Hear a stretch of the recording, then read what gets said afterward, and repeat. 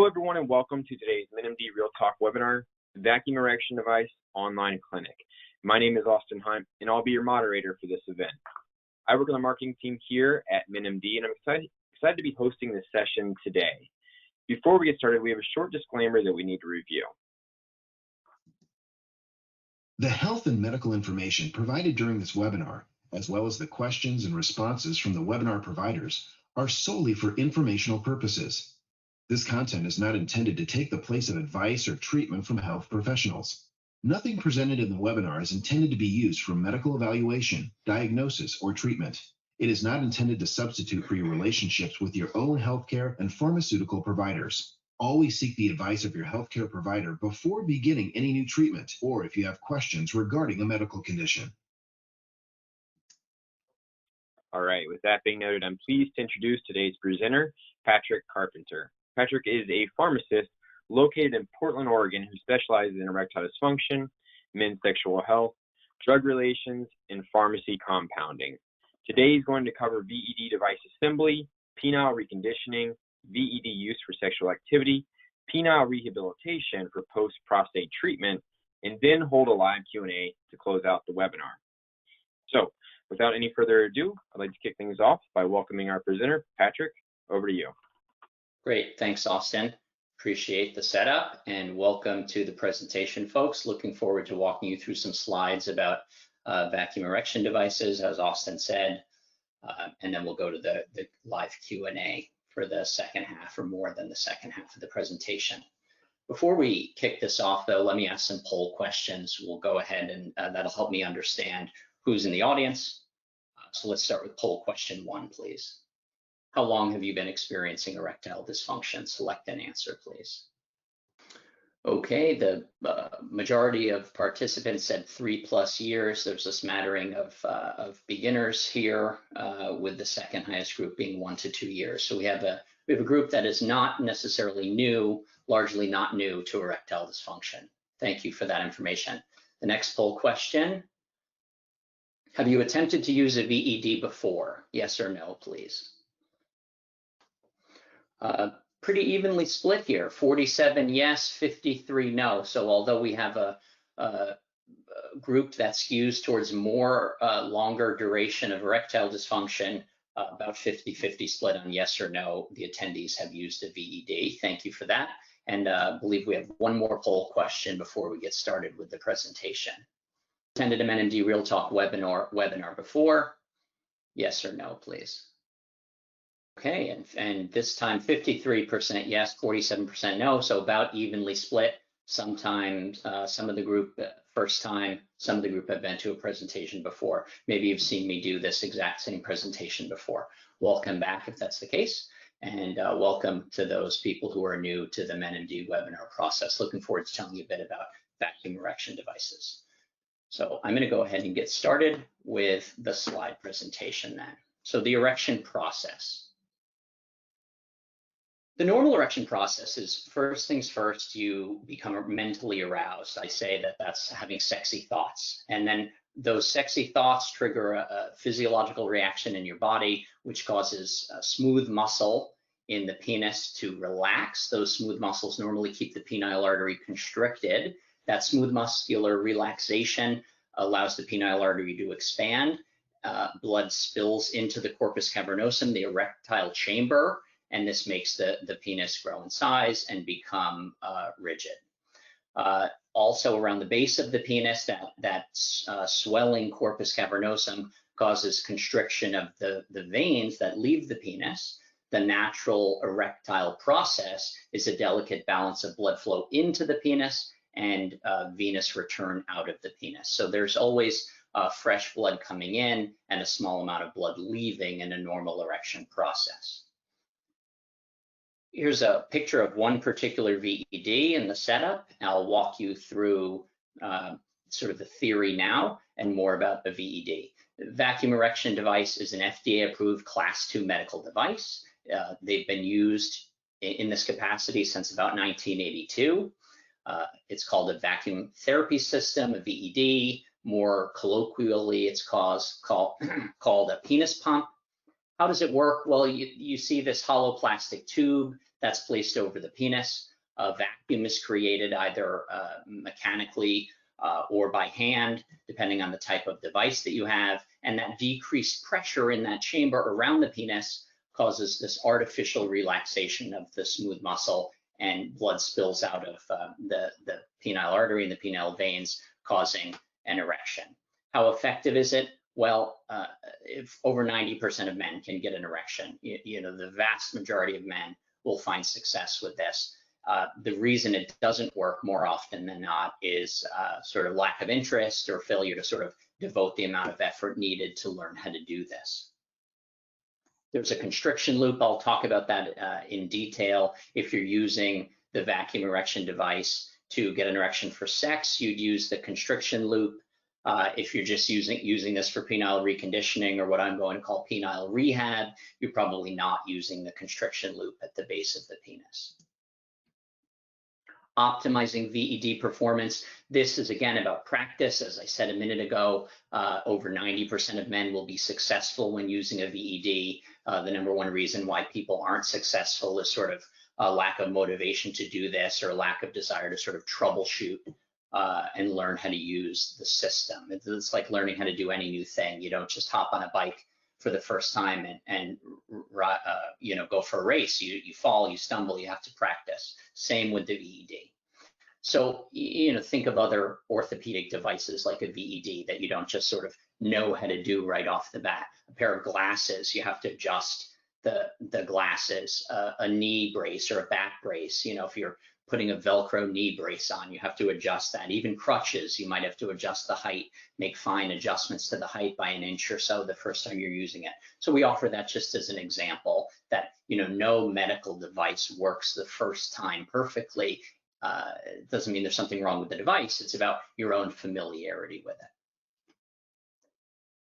The VED learning curve, I recommend this type of learning curve for all patients, whether you're doing a VED, whether you're new with oral medications, whether you're doing injections for erectile dysfunction. You have to understand that you didn't develop erectile dysfunction overnight.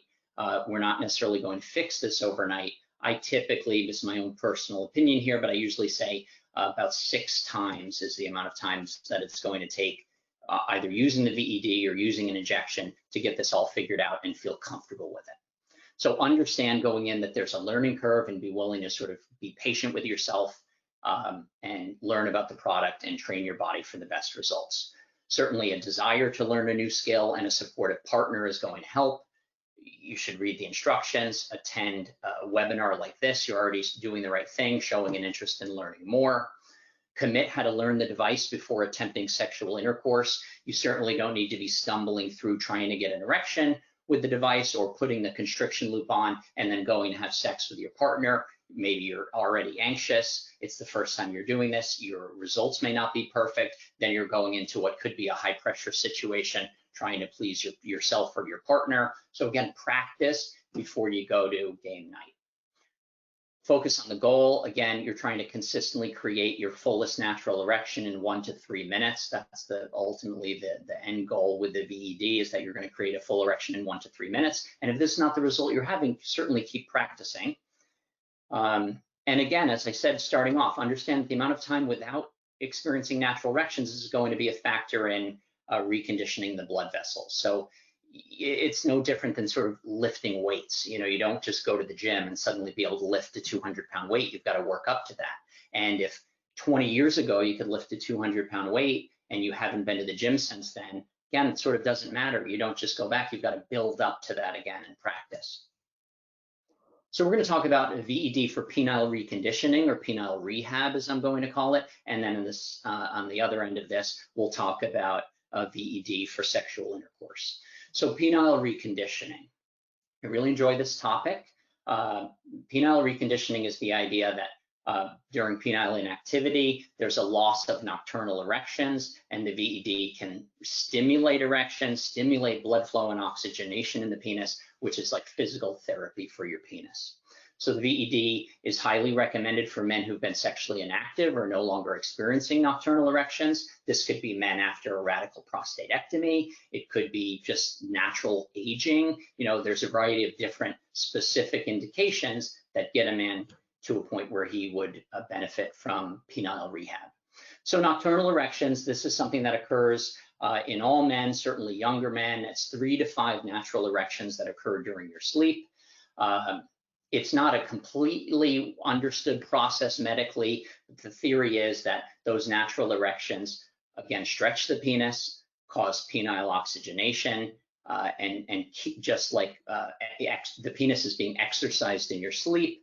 And again, in a younger man, this happens to keep the penis the size that you're used to, keep it functioning normal. And as you age, those nocturnal erections decrease. The reasoning for that is not fully worked out, but part of what we're trying to do here with this penile rehab is mimic that nocturnal cycle. With the VED, it's not happening at night. Of course, you're stimulating it during the day while you're awake with the VED, and it's not happening over the course of 8 hours. You can do your penile rehab in 30 minutes or 60 minutes, or even potentially less than that. There's value to doing it every day, and we'll get to that. How does it work? 3 to 5 times per week. As I just said, you could do it every day. You could do it for different periods of time, but the sort of textbook recommendation for penile rehab is 3 to 5 times per week for 20 to 30 minutes for each session. And again, typically for penile rehab, you don't use the constriction loop. In most cases, doing this for a period of 1 to 2 weeks is enough time to recondition penile tissue and to reestablish that blood flow and get the penis used to establishing blood flow. Those results will vary, of course. Sometimes people see results sooner, sometimes longer. Again, it really depends on your specific pathophysiology, the reasons why you have erectile dysfunction, and how long it's been since you've had normal erectile function.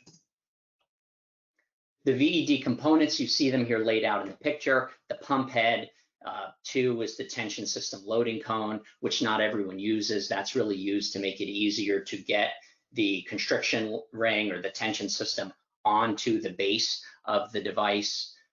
There's the cylinder, which is what contains the vacuum. That's what your penis goes into. The inserts, again, your penis will actually go through that ring into the cylinder. The tension system, which I'll refer to as a constriction loop or constriction ring throughout this presentation, and the lubricant. So the steps for setting this thing up, again, this is whether it's penile rehab or sex. This is some general information. You insert the negative pressure pump head device with the cylinder. Again, this could be manual or it could be battery powered. This is what's going to suck the air out and establish the vacuum. There's black inserts in the open end of the cylinder. Your penis is going to go through those. There's different sizes. Again, this is one of the things that you'll have to work through, is using the different components that come with the VED to figure out which pieces work best with your particular anatomy. And you lock the pump head onto the cylinder. Lubricate the inside of the cylinder. You want to spread lube about 2 inches deep. This is going to help minimize dragging of your penis as it grows on the inside of the device to prevent any pain or, again, sticking or awkward angulation of the penis. Again, just going to help drag the penis into the device as it grows, as the erection develops. You want to lubricate the head of the penis also. Again, this is to prevent drag on any areas that you might not have reached on the inside of the cylinder.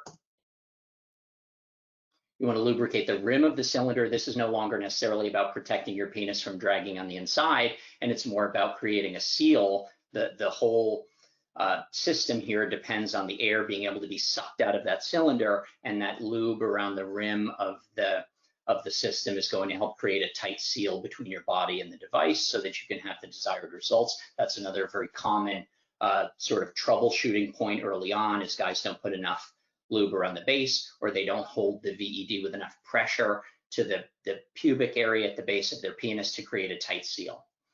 Okay, we've got the device set up, it's lubed up, your penis is lubed up, ready to go. You place your penis into the open end of the cylinder, hold the cylinder gently against your body. Again, you're going to figure this out as you work through it, the exact amount of pressure. You want to point the cylinder down a bit as you're standing up, about a 45-degree angle towards the floor, just as seen in this photo. You would then operate the negative pressure pump head. either pumping the handle 3 times and waiting 10 seconds, or if you have a mechanically operated, battery operated device, you want to hold the black button for 5 seconds and then wait 10 seconds. The key here is the waiting. You're not, even though earlier I said you're trying to get a full erection in 1 to 3 minutes, you're not trying to overextend the penis, overinflate the penis, or rush blood into the penis too quickly. Certainly not at, not at any point, but certainly not the first couple of times you're using the device. So you want to either pump the device manually or use the battery for 5 seconds or 3 pumps, and then wait 10 seconds to see the effect that the vacuum that's created has on your penis. You're not going to be there the first time. So then you either push the button again or pump 3 more times. And each time you pump or press that button, you're extracting air from the cylinder, which is increasing the strength of the vacuum around the penis, which is going to cause more blood to flow into the penis. To repeat that process until you have a full erection, or again, if it's the first few times, sort of just to get used to it. There's no harm in going halfway and then going back down as you get used to the way this feels and how you interact with it.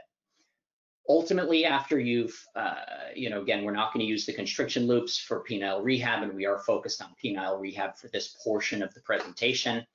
You would ultimately press the button to deflate the vacuum, and that's going to release the vacuum, and then you're going to see your penis is going to immediately begin to lose the blood that was contained in it.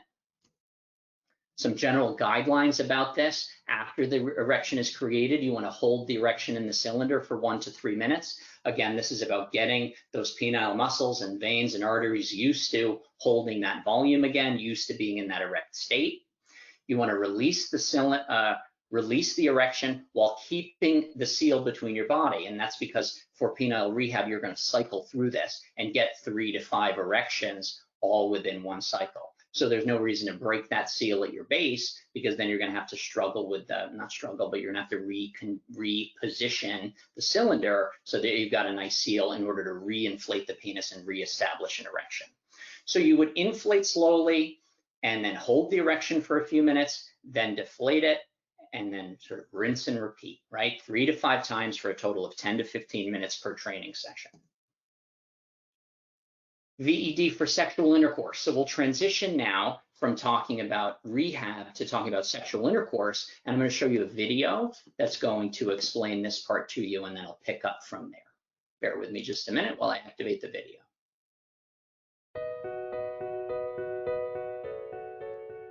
To best understand how to use the system, it's helpful to see an actual demonstration. Step 1. Loading the tension system. Place the loading cone into the bottom of the cylinder and place it on a flat surface such as a table or countertop. Lubricate the loading cone.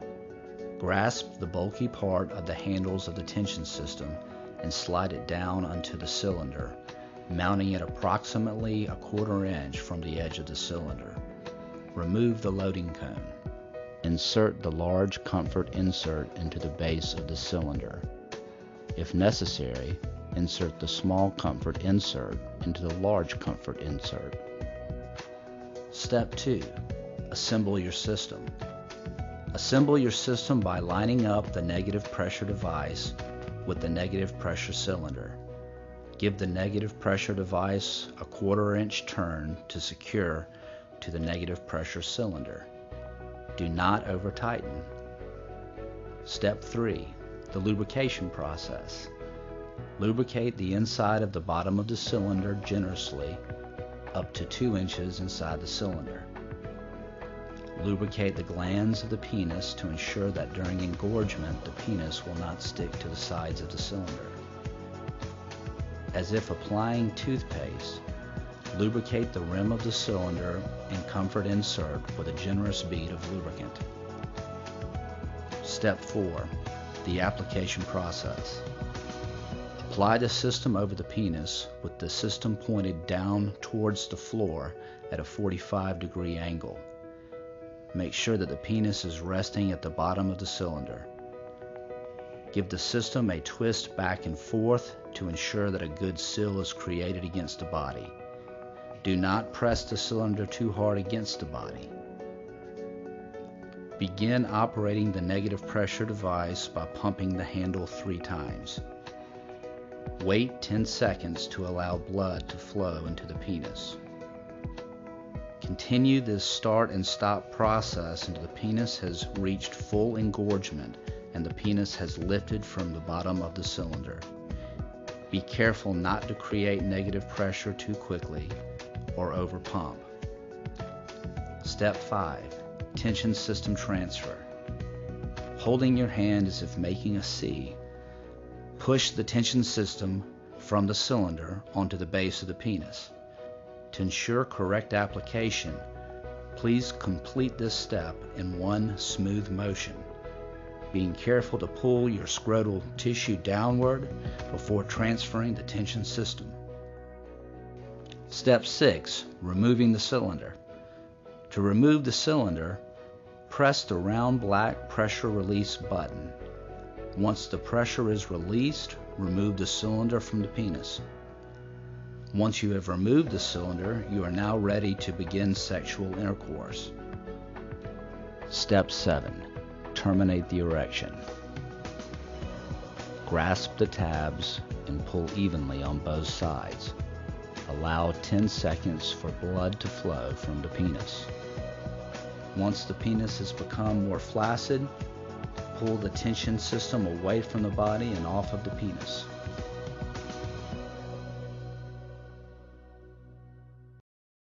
Okay, folks.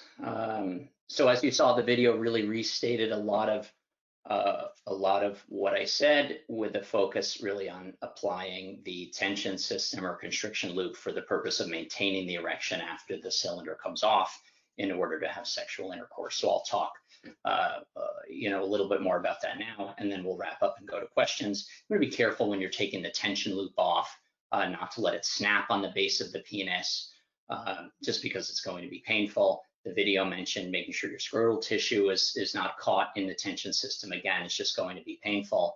And this is another area where there's often, as I think I said, some troubleshooting at first, where guys won't get the ring on tight enough, or they won't use the appropriate sized ring, and then they take the cylinder off and they lose the erection. Just give yourself be patient and give yourself enough time to practice to get this figured out.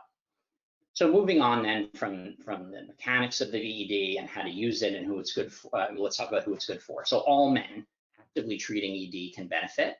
You can use it again for rehab or for sexual intercourse.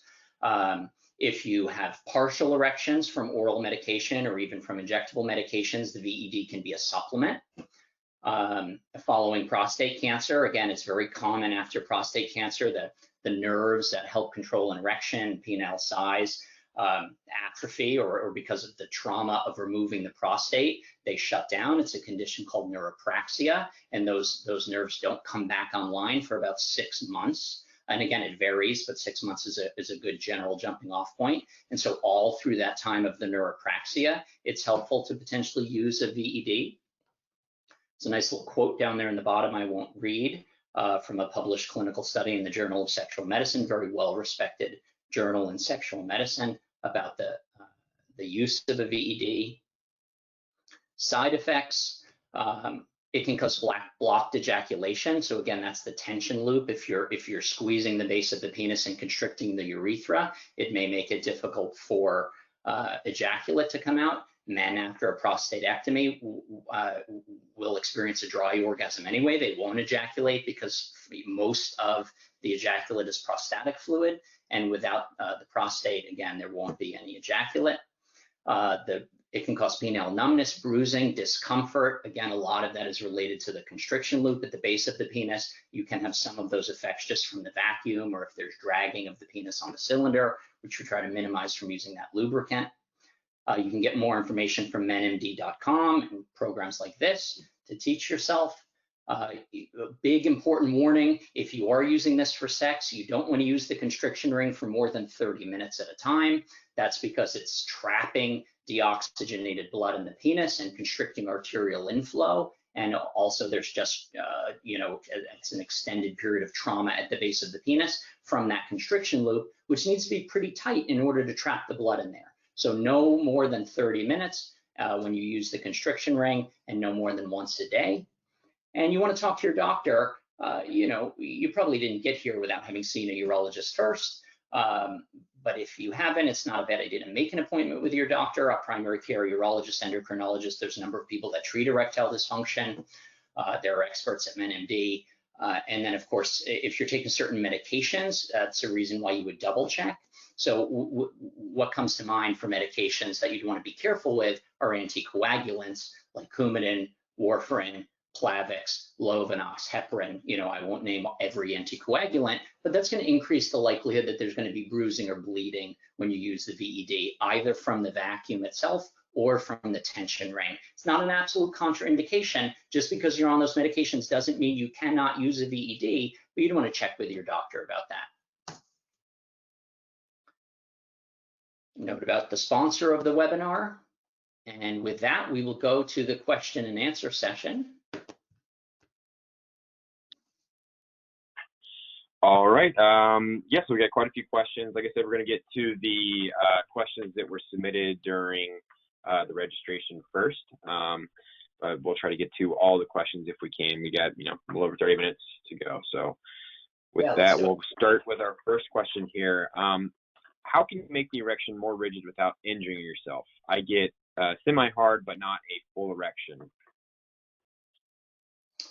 How can you make the erection more rigid without injuring yourself? You know, it really depends on how far along in the process you are. If your penis is atrophied, if there's been size loss, if it's been a long time since you've had an erection, as I said, you're not going to jump in overnight and get an erection that's the same size and the same strength as the erection maybe you were used to.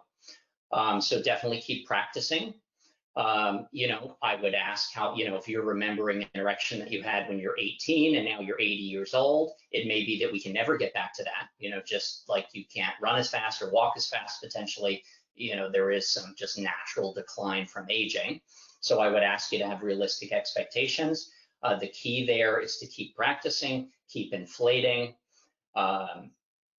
You could, I would say talk more to your doctor about it, but my answer here with the limited information that I have based on this venue is to keep practicing.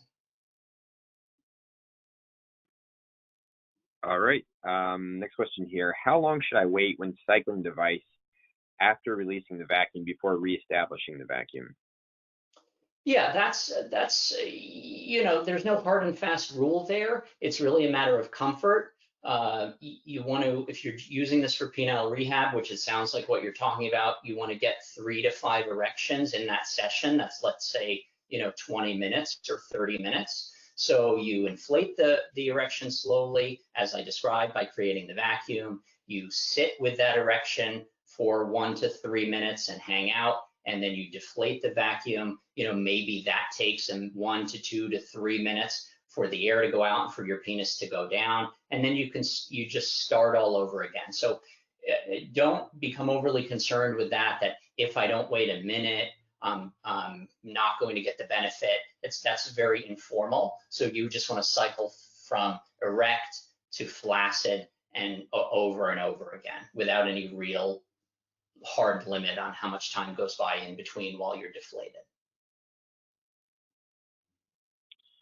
All right, next question here. A VED device I used a while back made the vein on the top of my penis bubble somewhat permanently, so I'm scared of them at this point. Did I do something wrong back then? Hard to say. I would say go see a doctor for a physical exam so they can look at your penis and look at the vessel. You know, that vacuum that's created around the penis is pulling outward on everything. It's pulling on the skin of the penis. It's pulling on the inside of the penis. So some bulging of blood vessels is to be expected because of the mechanism of action of the VED. But it would be pretty rare for there to be permanent damage or alteration. I mean, even, you know, think about, just to give you a different analogy, think about people who use a needle either in their penis or anywhere in their body. You know, you can accidentally puncture a blood vessel and it clots and heals. So permanent damage, you know, isn't what I would call, you know, a regular occurrence. Doesn't mean you did something wrong. Again, without sort of having been there or really probing at you with very specific questions about your experience, it's tough to answer. my takeaway from your question is it sounds like you're saying there's some type of permanent change in the look or feel of your penis. And that to me means it's time for you to go see a doctor face to face so you can have a specific conversation about what happened and correct whatever's going on, if anything. All right, next question here. Peyronie's disease is my personal issue. Would you recommend a VED for someone with Peyronie's disease? Peyronie's disease is, most urologists will recommend the use of a VED for Peyronie's disease. There's variation in the types of Peyronie's disease that men can present with. There's an hourglass deformity that the penis can take on. There can be more simple curvature. There can be very severe curvature of the penis. And depending on the severity of the Peyronie's disease, most urologists would recommend that some type of vacuum erection therapy device is used and potentially other means of penile rehabilitation in order to stimulate blood flow. I'll go on about this one a little bit more to strike at the heart of some uncertainty around what causes Peyronie's disease, who gets it, why do some people get it, why don't they? You know, one of the leading theories about Peyronie's disease is that it's deoxygenation of the penis. You know, some men will, I'll use prostatectomy, prostate surgery, prostate removal surgery as one very specific example. It's not uncommon for a man to have a normal erection, go in for removal of his prostate because of prostate surgery, then he has erectile dysfunction because of that neuropraxia that I mentioned after the surgery. You know, maybe he does a little bit of penile rehab, maybe he does nothing, you know, and then in 6 months or a year, whenever he's back to using his penis, you know, he'll get an erection, whether naturally or from drugs or VED, and there will be some curvature to the penis, you know, and it will come out that there's scar tissue that has developed. And the question, you know, men will very commonly present and say, oh, you know, what did the doctor do that now my penis is curved? Well, it doesn't mean that the doctor did something wrong. That period from the surgery until you've seen that first erection, if you didn't go through the appropriate physical therapy, this type of penile reconditioning or penile rehab that I've been describing, that penile tissue is atrophying, and there's less oxygen after the surgery, and scar tissue can develop from that atrophying penis in that deoxygenated state. Now, not everyone who has a radical prostatectomy ends up with scar tissue or penile curvature. It's certainly something that can happen. And then there, you know, to talk a little more about Peyronie's disease, there are people who've never had any type of surgery or trauma to their penis that end up with this scar tissue and penile curvature. So, you know, your original question was, I have Peyronie's disease, should I use a VED? For specific questions about your own situation, you'd want to talk to your doctor. Broadly, it is recommended that a VED is used for penile oxygenation and penile stretching to help correct or to minimize the occurrence of Peyronie's disease, among other things. I hope that's helpful. All right, I'm sure that was helpful. Next question here. Are there different sizes of cylinders or just the one standard cylinder? Cylinder. So there's the black rings or colored rings that go around the base of the cylinder that come in different sizes so that you can adjust based on the particulars of your anatomy. Your question is asking about the cylinder, the vacuum tube, you know, and so I have to read into a little bit, why are you asking that question? If you're looking at the cylinder and thinking, you know, geez, this thing is, you know, is bigger than my penis, I don't need one that size, that doesn't matter. The vacuum will be created regardless of the size of your penis. So it's typical for the cylinder to be one standard size. You know, and I guess on the flip side, if you're looking at it and thinking that's not big enough for me, you know, I don't think there are different size cylinders. Maybe there are. That's not in terms of the FDA approved medical devices. I'm not used to seeing different size cylinders. But again, the size of the cylinder, you know, and for 99.9% of men, their penis is going to fit fine in the cylinder. It doesn't matter if the cylinder is larger than your penis, the vacuum will be established and it will work fine for you. I hope that helps. All right, next question here. Can I use injections in conjunction with VED? If so, what's the process to do this? Sure. So this is a common question, and I mentioned in the lecture that one of the potential uses of the VED is to supplement either oral medications or injections. So let's talk about that for a bit. If you're using, Austin, the question was specific about injections. Is that right? Can I use a VED to supplement injections? Okay. So you would inject first.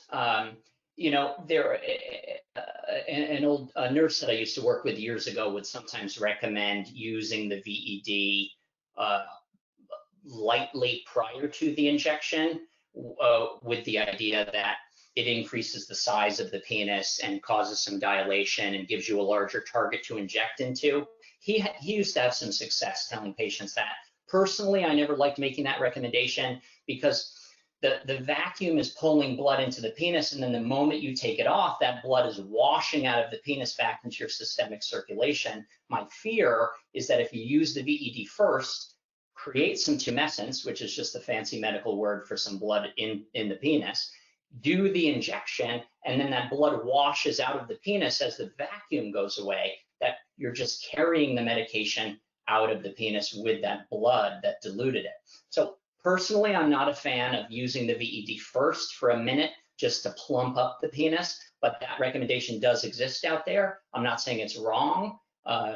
It feels complicated to me, but I certainly have had patients that have had success with that. And if that works for you, you know, typically what works, as long as you're not doing something wildly wrong or inappropriate or that's going to hurt you, I'll say keep doing what you're doing if it's working for you.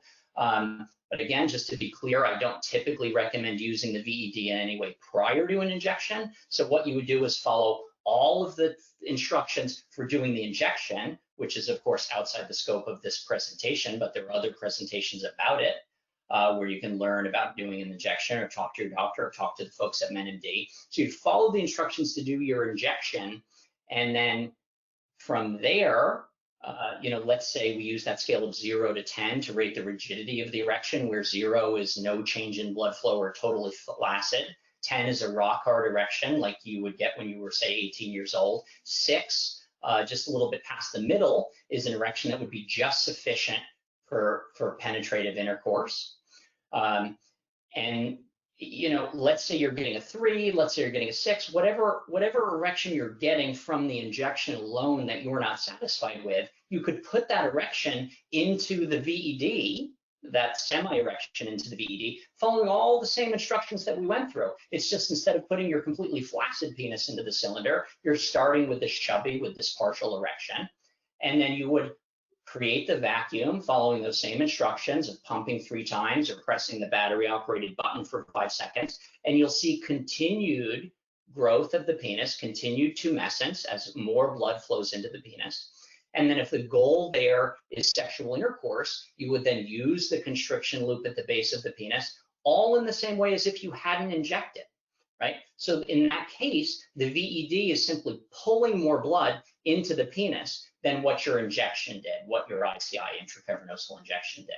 The ICI injection, whether it's Vimix, Trimix, whatever you have there, that stimulates the arteries to push blood into the penis. It's a smooth muscle relaxant. It dilates the penile artery. Blood spills into the penis.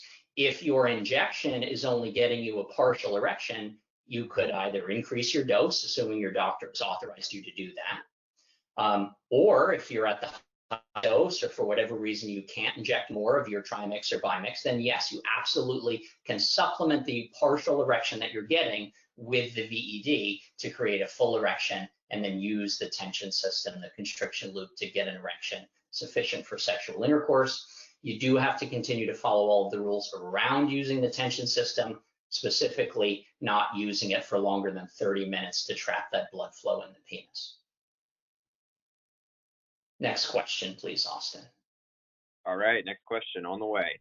So with heart disease and not having erections for the past 10 years, is this device out of the question for me? I think what you asked is you haven't had an erection in 10 years. Does it make, is this out of the question? Really, what I hear you asking is, I haven't had an erection in 10 years. Perhaps you haven't even tried to treat your erectile dysfunction in 10 years. So the last time you've seen an erection was 10 years ago. Does it make sense to use a VED? I would say that it does. I mean, whatever means of, if you've decided that something that's important to you is getting an erection again, whether it's for rehab, masturbation, sex, whatever the goal is, if you would like to get it could just be to restore some size to your penis that has atrophied over time from that lack of blood flow, from lack of erections. Does it make sense to use a VED? I would say that it does. It makes sense if your goal is to try to reestablish erections, or any of the other potential goals that I've talked about. There's all of the means to do that are open to you, either alone or in combination, whether that's oral medications, injections for erectile dysfunction, a VED, or some combination of those three things together.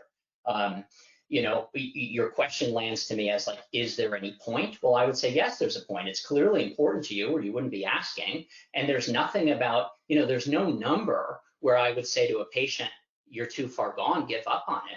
I mean, I've had patients that are, again, 80 years old that haven't had sexual intercourse in 20 years.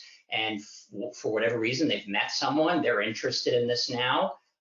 There's no point that I would say too much time has gone by, give up. I mean, that'd be like saying to you, again, just to use an analogy, maybe a person's overweight and they go to the doctor and say, well, I've been thinking about losing weight, but I've been gaining weight for 10 years. Should I start now? Well, yes. I mean, if that's something you're motivated to do and that's healthy, then absolutely. There's no point at which you've gone too far where it wouldn't make sense to try these things to see if they help you. All right. On to the next question. I thought you could use a ring for more than once a day, but you say to use it once for no longer than 30 minutes. What can happen if you use a ring for longer or more than once in a day? Got it. So, there's always a lot of questions about this. And, when I'm doing talks about injections, when you recommend sort of only injecting once a day, guys will say, well, what happens if I inject twice a day? Or, can I ever do this? And, I get that everyone's eager.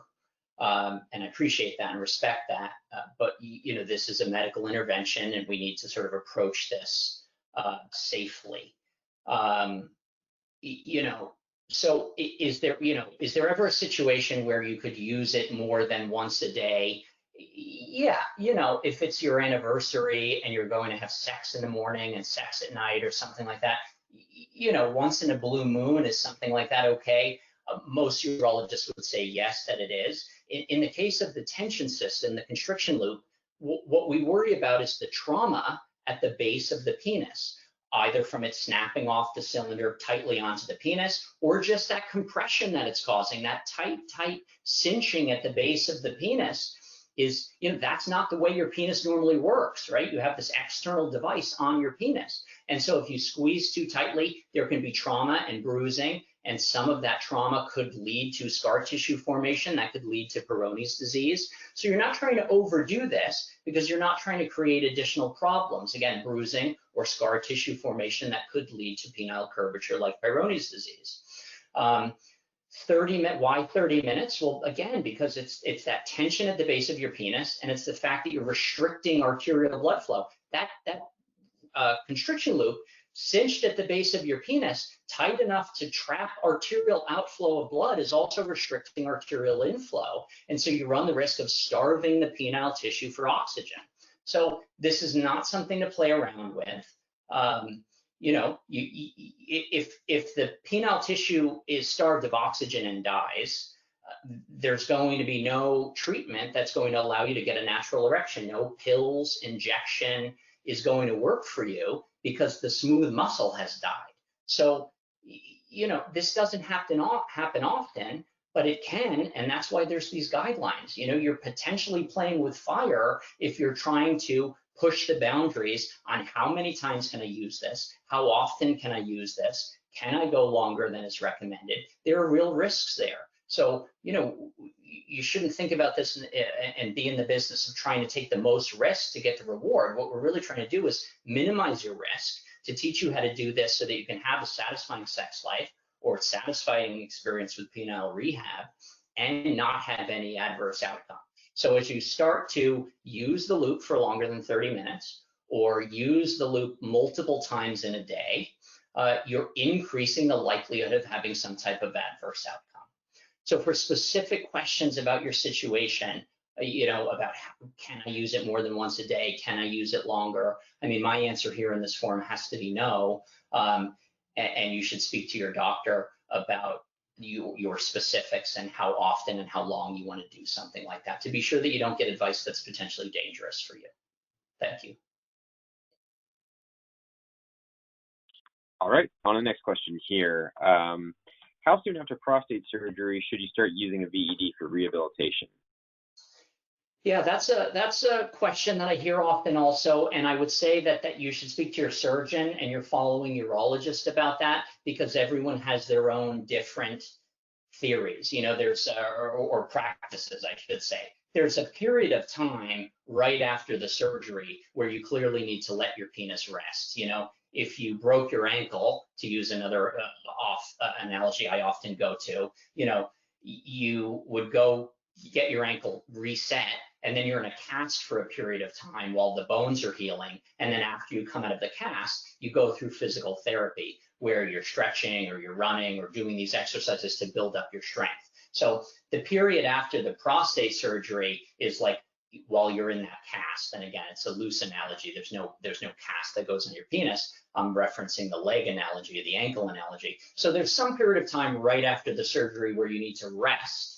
And then you would follow your surgeon and your following urologist guidelines on when to start using the VED for penile rehab. And I've worked with enough different urologists over the years that have different recommendations there.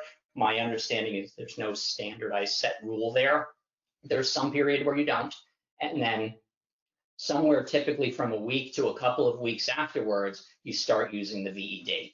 So, and again, that could vary based on the type of prostatectomy you had. Was there any type of Peyronie's scar tissue removal that went on while they were in there? So it's a patient-specific question for you to talk to your doctor about, with my broad general answer being there's some period of rest, which is not that long, which then goes into regular use of the VED. All right, moving on to the next question here. I just started and I have a battery-powered VED. How do I know if I'm over-pumping? I don't want to damage myself.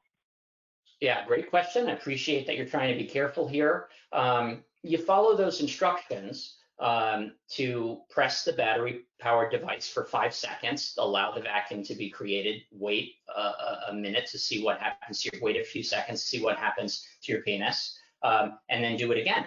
And some general guidelines here, there shouldn't be any pain. So if you're feeling any pain, certainly if you're at the limit of what is the normal size of your penis and you start to have pain, that's an indication that you've gone too far. Right? You've got to think back to sort of what did Mother Nature give you, right? What were you born with? So if you lost some penile length or size because of atrophy over the years, and your goal is to do penile reconditioning, either for sex or either for sex, you're only going to get back to what you were born with, where the VED and other means of penile rehab can't be used really to make you bigger than what Mother Nature gave you. So a good guideline is, be aware of your natural anatomy and use the VED based on that. Rigidity is another measure. You really are trying to get, to a 7 or greater on that scale of 0 to 10. If you're using the VED and you're at a 9 out of 10 rigidity, or you're not sure where it is and you're pushing the envelope, that's probably a sign that that you're going too far. I think it's about practice. It's about practice, and it's about again, maybe having a specific conversation with your doctor. But really, the goal is to get you back to the size of the penis and the rigidity of the penis that you're used to, with the understanding that somewhere between 7 and 9, 7 and 8, 7, 8, 9, something like that is our goal on that rigidity scale of 0 to 10. No pain, as I said, I'll just reiterate that. There shouldn't be any pain. Certainly pain would be a sign that you've gone too far. And again, this takes time. Maybe you're looking at your penis in the cylinder thinking, geez, this is an inch smaller than the penis I remember 10 years ago, the last time I had a good erection. Well, that could be natural atrophy. It may be that penis that's now an inch smaller than you remember 10 years ago is your new maximum, and it's going to take weeks, if not months, of rehab to regain that size to get you back to where you were. I hope that helps. All right. What is the likelihood of complications with anticoagulants? I mean, I can't think of a particular study where we looked at the incidence, the number of people that use a VED and use anticoagulants, and how many of them got bruising. That data may exist. It's been a few years since I've been knee deep academically in this type of research. So I can't say 30% of people have it. I'd be making up a number. I don't want to do that. I think your question really is, how big is the risk? And it's really a cosmetic risk. It's bruising, it's bleeding, and that can be very alarming to people when they get bleeding or bruising from the penis. Thinking again about my experience in men who use injections. Every once in a while, a man will inject. He accidentally hits a vein. It bleeds. Maybe he doesn't even realize it while he has that erection. The next morning after intercourse, he wakes up and his whole penis is black and blue. And it's very alarming, and it freaks people out, and they get very, very scared. Like any other bruise, it recedes over time. It changes color. It yellows. Typically within a week, the penis is back to normal because all of the blood has been resorbed and the bruising goes away. So the number one thing that could happen as a result of anticoagulants with a VED is bruising. And I would say, it's not that bad of an event if it occurs. It's just scary. But to the extent that there could be any type of blood vessel damage from the anticoagulant, that's why that's a question that's very specific for your doctor.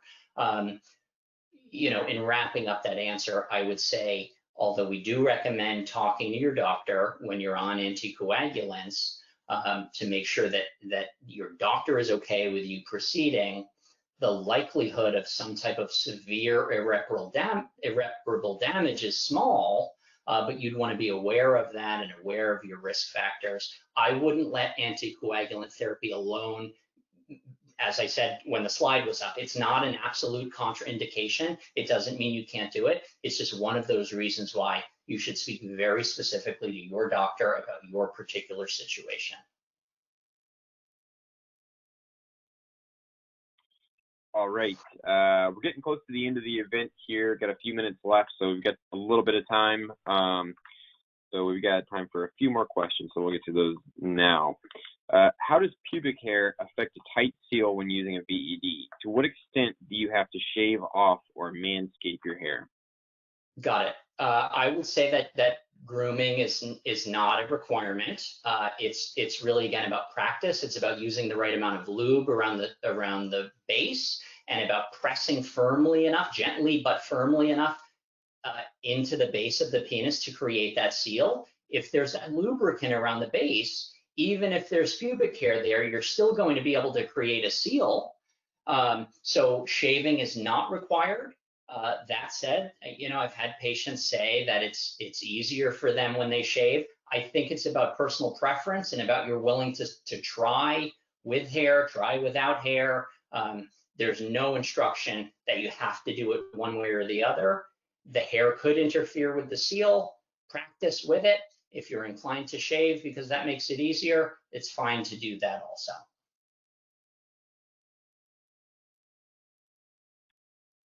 All right. Next question here. I'm a new patient using this pump. What's better, battery or manual?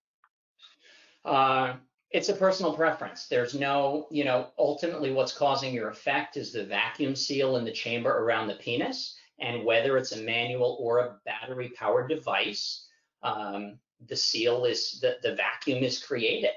So, how do you make that decision? Well, the battery powered device is a little more expensive typically.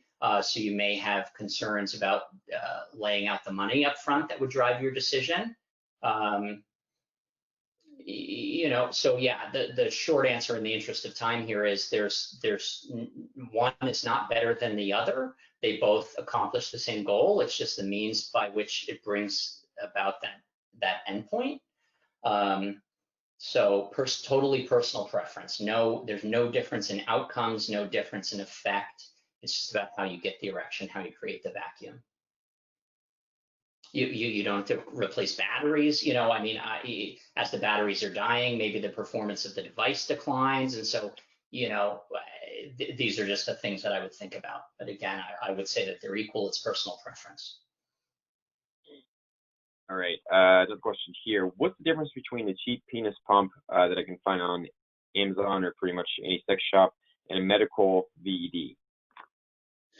Yeah. So, the ones that are sold as FDA devices have been looked at by the FDA, or the company that makes it has filed it with the FDA and it's been cleared.